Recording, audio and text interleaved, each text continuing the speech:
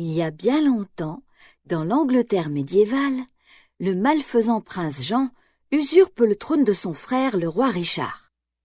Il est obsédé par l'argent et rien que par l'argent. Il accumule ses richesses en prélevant sans pitié les taxes auprès de ses sujets. « Les taxes, magnifiques taxes !» s'exclame-t-il en jouant avec les pièces d'or. « Je dérobe aux pauvres afin de nourrir les riches !» Mais il ignore que Robin des Bois et Petit Jean s'apprêtent à lui jouer un sacré tour, déguisés comme ils savent si bien le faire. Le carrosse du prince se dirige vers Nottingham, où il tombe sur deux étranges dames qui crient « La bonne aventure, je développe votre horoscope !» Le prince Jean, curieux, ordonne à l'attelage de s'arrêter. Il ne sait pas que ces femmes sont en réalité Robin des Bois et Petit Jean déguisés. En lui baisant la main, les deux fripons lui enlèvent ses bagues et ses précieux bijoux. Triste sire, son conseiller a tout vu. Mais le prince Jean ne veut rien entendre. Il est tellement distrait que Robin lui dérobe un gros sac d'argent, tandis que Petit Jean vide le coffre royal, cachant une pile de pièces dans sa robe. Quant au shérif de Nottingham, le percepteur d'impôts, il n'est pas homme à se faire avoir. Il trouve de l'argent partout où il passe, même dans les maisons des familles les plus pauvres. Aujourd'hui, par exemple, c'est l'anniversaire du lapin Bobby. Le shérif lui retire même la pièce qu'il a reçue en cadeau. Quel cruel individu! Le mendiant qui rend visite au lapin juste après lui est un homme bon et souhaite à Bobby un joyeux anniversaire. Il lui offre son arc ainsi qu'une flèche, car ce n'est pas vraiment un mendiant. C'est Robin des Bois. Il s'est encore déguisé. Tout le monde aime Robin des Bois, et Marianne soupire d'amour quand elle pense à lui. Elle ne l'a pas vu depuis longtemps, mais son cœur bondit toujours lorsqu'elle entend son nom. « Et s'il m'avait complètement oublié ?» se demande-t-elle en regardant par la fenêtre de son château. Mais Robin des Bois ne l'a pas oubliée et pense souvent à elle, cachée en plein cœur de la forêt. Même en touillant sa soupe, Robin rêve à sa bien-aimée Marianne et espère la revoir. Il ne sait pas encore que son rêve va bientôt devenir réalité.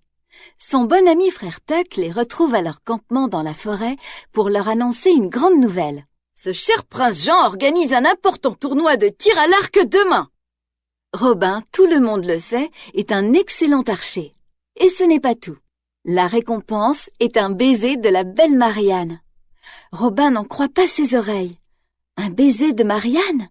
Il doit absolument participer à ce tournoi.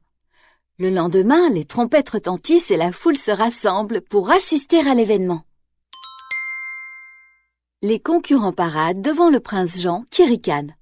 Il a organisé le tournoi car il sait que Robin va y participer et qu'il pourra enfin l'arrêter. Tout ce qu'il doit savoir, c'est quel déguisement il porte cette fois-ci. Si seulement le prince Jean le découvrait... Quelque temps auparavant, un gros bonhomme au chapeau rouge s'est présenté à lui. Un certain Sir Reginald. Mais ce n'est que Petit Jean, déguisé en noble. Il a réussi à obtenir une place à côté du prince, prêt à intervenir si nécessaire. L'un des concurrents est une étrange cigogne dont l'arc est une simple branche. Et pourtant, cette cigogne s'avère un excellent archer. Sa flèche atteint la cible, coupant la flèche du shérif en deux. Quel tir! Les spectateurs agitent leur drapeau pour l'acclamer. Il a gagné! Quand la cigogne s'approche du podium royal pour obtenir sa récompense, le prince Jean jubile. Il lève son épée et coupe le déguisement en deux, révélant la supercherie. Ce n'est pas une cigogne, c'est Robin des Bois. Cette fois, il est dans de beaux draps, mais grâce à l'aide de Petit Jean, Robin s'enfuit et se réfugie dans la forêt. Le prince est furieux. Robin l'a ridiculisé et désormais tout le monde se moque de lui. Ah oui, il va leur montrer qui commande. « Doublez les taxes, triplez les taxes !» ordonne-t-il au shérif pour se venger. Tous ceux qui ne pourront pas payer seront jetés en prison. Tout comme frère Tuck, qui a osé défier le shérif. Mais attendez, frère Tuck est en prison? Oui, vous avez bien lu. Le prince Jean a un plan.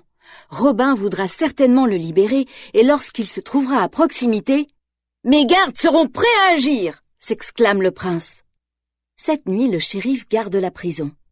Oups, quelle mauvaise idée de s'endormir lorsque Robin des Bois rôde, shérif.